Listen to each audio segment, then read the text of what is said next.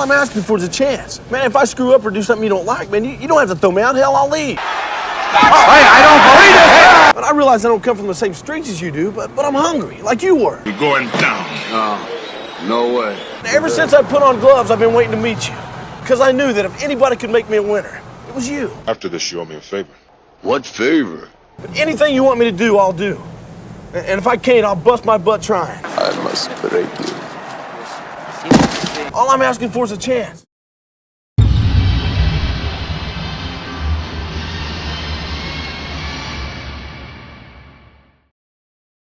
BoxingPedia log, Fantasy What If number 15. Welcome to the 4th overall chapter in my Rocky What If series continuity. This is the second in a trilogy of What If chapters in which I'll be filling in the gaps of the Rocky saga. Last time, we filled in the gap between Rocky 3 and 4. Today, it's all about the Tommy Gunn saga from 1986 to 1990 in the aftermath of Rocky 4. The following events take place during the montage of Tommy Gunn's ascension to the title. I'd imagine it would all go down something like this.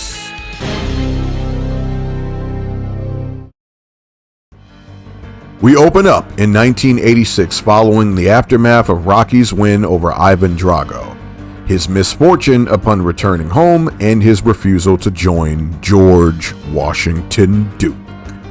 After taking Tommy Gunn under his wing, the already 8-0 youngster is telegraphed by Rocky into 3 small-time fights meant to measure and refine his training.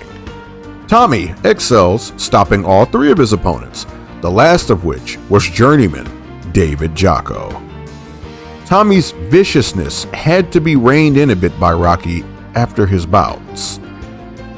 Meanwhile, Don King's HBO World Series is usurped by the ruthless George Washington Duke, and in its place comes the Showtime Heavyweight Championship Tournament, said to be in dedication to the recently deceased Apollo Creed.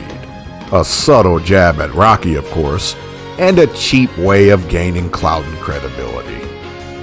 The move puts the infant Showtime on the map and sparks a promotional war between Duke and King, may heaven help us, highlighted by both men's relentless pursuit of young Mike Tyson. I'll get him. Union Kane emerges as the tournament favorite, clobbering lesser competition as the quest to crown Rocky's successor rolls into the new year.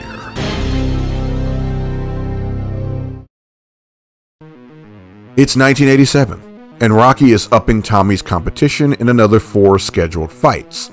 Up first, Tommy makes light work of the floundering James Quick Tillis. He scores another 2 knockout victories against Joe Zack and Burt Judge, names that are native to the Rockyverse, before closing his campaign in a knockout of the returning, terrible Tim Witherspoon. Despite Witherspoon being 8 months rusty, the win boosts Tommy's reputation big time, given Tim is an ex-title holder. Good management by Rocky. They caught Witherspoon at the perfect time, and I really do mean that, because there's no way Tommy Gunn gets past the peak terrible Tim Witherspoon. Tommy takes some extra time to celebrate in the limelight after his victory, and during Rocky's post-fight interview at that. How rude. Meanwhile, Union Kane wins it all and is crowned champion. He is deemed a paper champion for not beating Rocky and for winning a tournament of bums that couldn't even be bothered to have the blessing of Balboa. Duke and King continue to make advances at the ever-rising and exciting Mike Tyson, but fail to make ground as Kid Dynamite is nearing #1 contender status under the umbrella of his original team.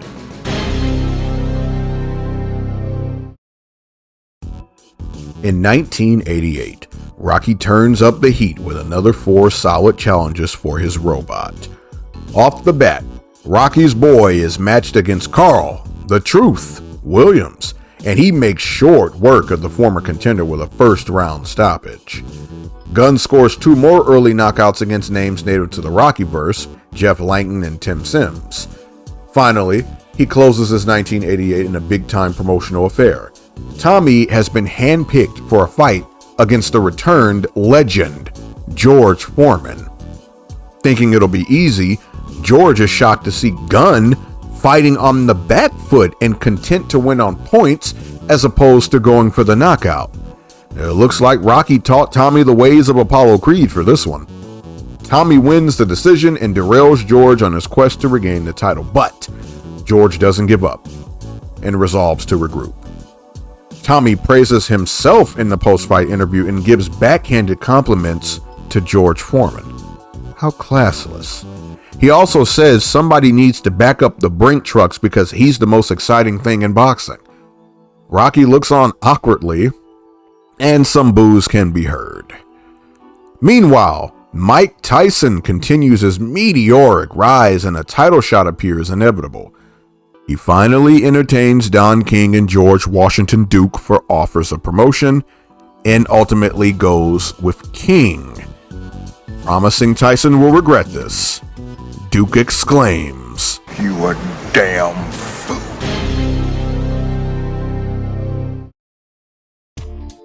1989 sees Tommy engage only 2 fighters as he nears a mandatory title shot. Noticeable is that Rocky is not in his corner for either of these fights.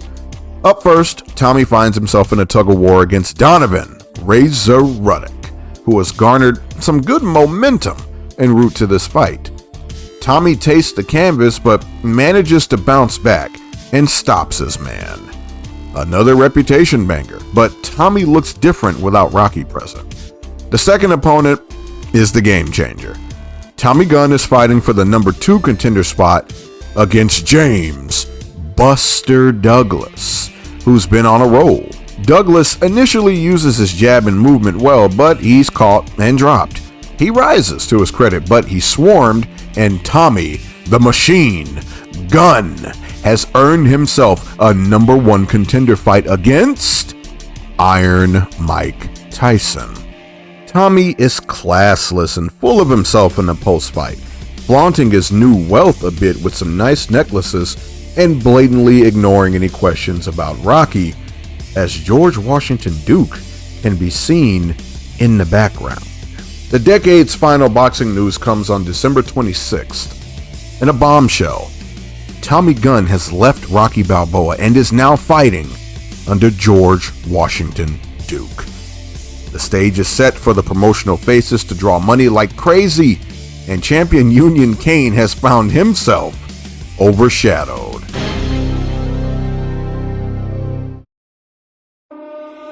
In early 1990, Tommy Gunn engages Mike Tyson in a battle for the number 1 contender spot. Gunn's growth, coupled with Tyson's perfect storm downfall, produce a shocker where Tommy knocks Iron Mike out. Shades of reality when Buster Douglas did so in Tokyo.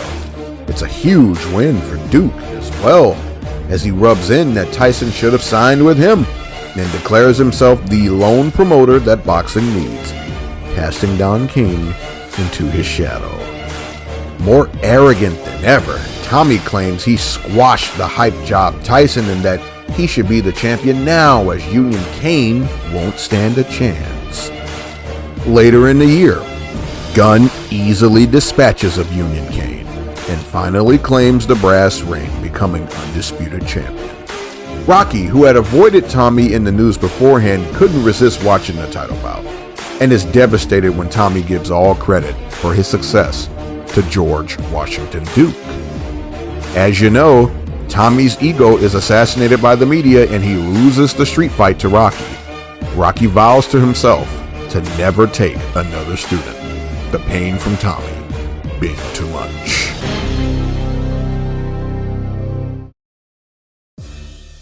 After some bouts with litigation, Gunn returns to the ring in 1991 to rematch Union Kane, and he loses by a second-round TKO. It was clearly a rigged early stoppage as George Washington Duke looked to embarrass Tommy before blacklisting him. The gig is up, however, as the corruption becomes a media circus and George Washington Duke's career goes up in flames. Don King wins the war of eccentric promoters, gloating that he was the one who pushed for the investigation into Duke. Only in America. Tommy Gunn, down and out after all of this madness. turns down a fight that could have resurrected his career. It was a match against Tommy Morrison. It had promise due to its billing being around how eerily similar the two look and perform, while even sporting the same first name. Tommy has lost his will to fight and turns to professional wrestling, where he lives out a mediocre life. That's right, he even fails to capitalize on the Monday Night Wars of the late 90s and early 2000s and disappears into oblivion, at least until 2002. When Rocky becomes a widower after Adrian passes, he receives an anonymous letter giving him condolences, thanking him for everything, and apologizing for all wrongdoing. Rocky never stitches together that it's Tommy, but a faint feeling is there, and this moment begins the softening of his heart toward taking another student. As we know, Adonis Creed would emerge as the one to convince Rocky to take a new student, and it all went well. And that'll do it. The time that passed between Drago and the Tommy Gunn street fight was unclear, so I figured I'd run to the rescue again. Delusions of grandeur. Yes, I know, it's all just movies, but this is for fun. I think the Tommy Gunn character was based off of the rise and fall of Mike Tyson, so of course I had to have him steal Mike's shine, just like how I had Apollo Creed steal Muhammad Ali's shine. We all know what would have really happened if Mike and the real Tommy fought. I digress. Next time, we'll dive into the timeline between Rocky V and Rocky Balboa, or Rocky VI, as I go over Mason Dixon's career, but maybe that'll be a bit down the line because I've got something big coming. Stick around for the teaser for that. Like and subscribe. You can become a member if you'd like special perks or to just support BoxingPedia further. I'd really appreciate that. This has been the Charles Jackson, author of the Boxing Encyclopedia, and I will see you in my next log. Stay frosty and keep punching. And a big shout out right now to Mr. Ben Nidal for his continued support of BoxingPedia. I owed you this correction shout out in the last part because of how I mispronounced your name back in part 2 of this series. That was Rocky's 10 title defenses. Thanks again, Ben. All right, I'll see you guys next time. Oh, wait. That's right.